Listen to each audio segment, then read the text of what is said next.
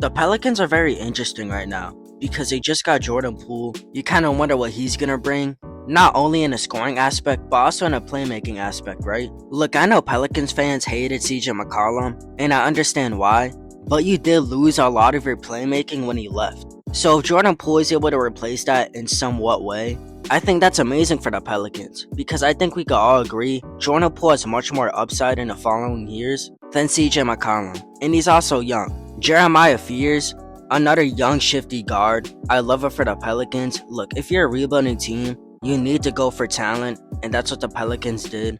And them getting another shifty ball handler, a dude who could score off the bench, maybe even fit themselves into the starting lineup in the future. This is how you rebuild. And then we had the draft a couple days ago. Obviously, Fears was the 4th pick, but the 13th pick that the Pelicans traded for, they got Derek Queen. Now, a lot of people aren't a fan of this pick because they think Queen is unathletic, his shooting percentages are questionable, and look, I get how people might say his game might not translate to the NBA. Look, I think it's the exact opposite. I don't think athleticism for a big man is required in the NBA anymore, or at least to a crazy extent.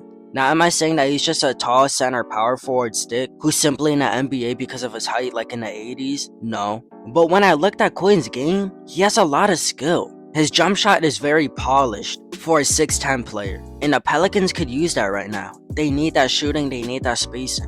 And look, I know his shooting percentages are questionable, but he could easily fix that. And his jumper, looking polished, is a great step towards shooting better. Because a lot of people who can't shoot, trust me, their jumper looks absolutely off.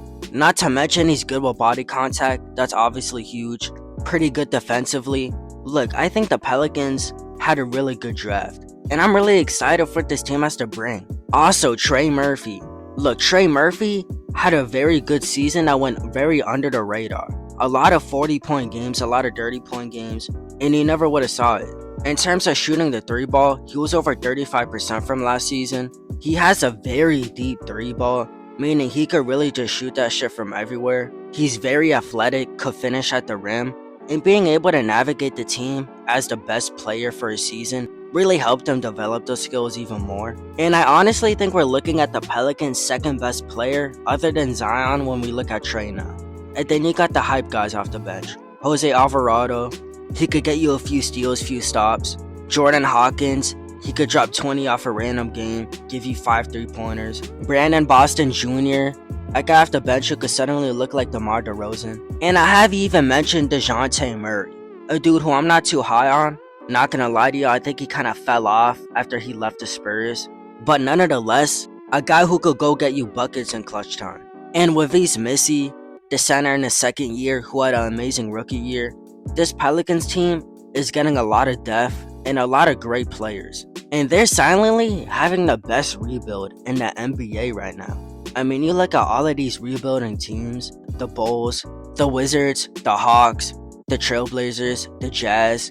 I think the Pelicans, after this month, are having the best rebuild out of all of them by a landslide. I mean, I'm looking at this Pelicans team, and there's nobody who doesn't really fit on the team. And I think that's great for a team that just wanted all talent in the first place. You have talent and fit on a rebuilding team. It's bound to become great at one point. And this is why I think the Pelicans are smart for keeping Zion. Look, if y'all didn't know, in the 2023 offseason, the Pelicans were having serious, and I mean serious conversations about trading Zion. Some places I remember are the Hawks, the Knicks, but they kept on to him, banked in on him, and now they got this amazing young core around him that I honestly think could make a playoff leap next year. And this is the reward for staying patient. If you're the Pelicans GM, you thank yourself for staying patient, because give the squad 3 more years. I promise you it'll be a top 5 team in the West. And give us 7 more years. I promise you this team is going to contend for a championship.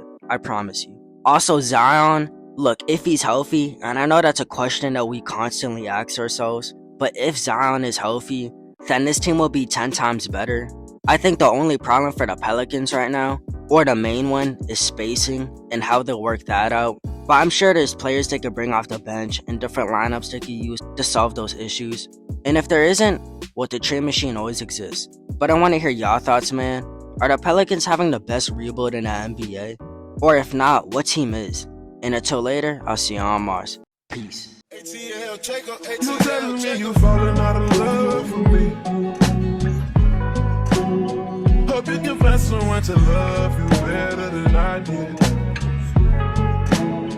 Taking our memories on love and treating it like nothing. Taking our memories on love and treating it like gossip. It's my love for my grandmother make me gentle when I care for you.